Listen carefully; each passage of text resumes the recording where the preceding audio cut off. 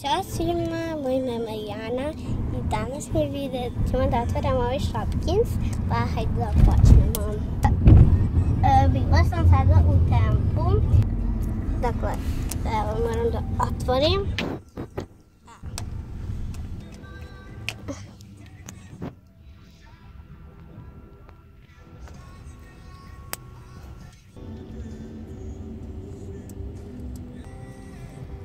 Dakle, evo to izgleda ovako, još da... Let's go.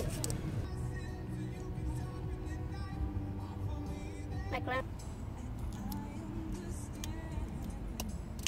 Mnogo je teško ovo da se otvori.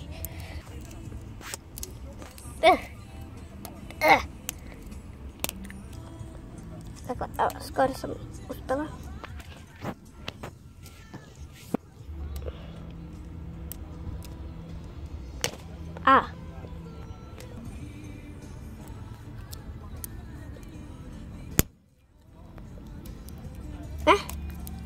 Dakle, uspela sam malo.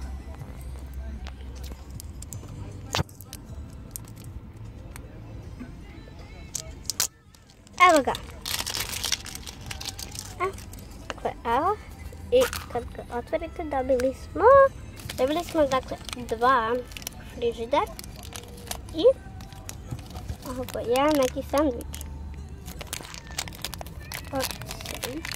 Sad ću ja ovo otvorim.